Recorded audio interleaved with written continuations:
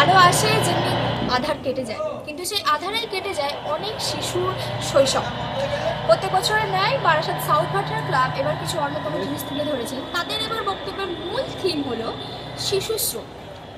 আজকাল শিশুদের যেখানে তাদের হাতে দেওয়ার কথা কলম, পেন, খাতা, কিন্তু তাদের বদলে তাদের হাতে ধরে দেওয়া হয়েছে হাতুড়ি, চিমটি।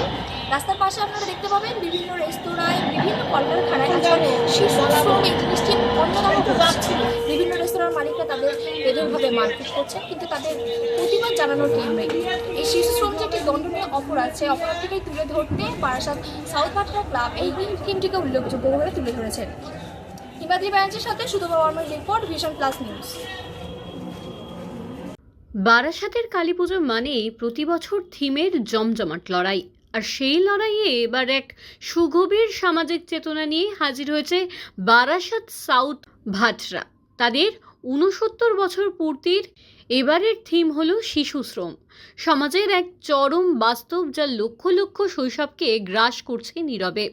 পুজো কমিটির অন্যতম সদস্য রিজু ঘোষের কথায় স্পষ্ট, অন্যান্য জাঁকজমকপূর্ণ থিমের পুজো থেকে সরে এসে সাউথ ভাটরা এবারের উৎসবকে নিবেদন করেছে সেই সব শিশুদের যাদের বই খাতার বদলে জীবিকার তাগিদে ঠাঁই হয় কলকারখানায়, চায়ের দোকানে বা গ্যারেজের ধোঁয়াচ্ছন্ন পরিবেশে। এই প্যান্ডেলের প্রতিটি ধাপে ফুটিয়ে তোলা হয়েছে সেই সব হারিয়ে যাওয়া শৈশবের করুণ দৃশ্য। মণ্ডপের আলোকসজ্জা যতটা সুন্দর, তার অন্তরে নিহিত রয়েছে ততটাই কষ্টের এক গল্প। থিমের মাধ্যমে কমিটি সমাজের প্রতি এক জরুরি প্রশ্ন ছুড়ে দিয়েছে, আজকের সমাজে শিশুশ্রম কি এক নীরব অসুর নয়, যে চুরি করে নিচ্ছে হাজার হাজার শিশুদের স্বপ্ন? তারা শৈশবে যে আনন্দ থেকে বঞ্চিত, খেলার মাঠ যাদের কাছে অধরা, সেই শ্রম আর অবহেলার গ্লানি যেন মূর্ত হয়েছে প্রতিমা ও মণ্ডপের চারপাশে।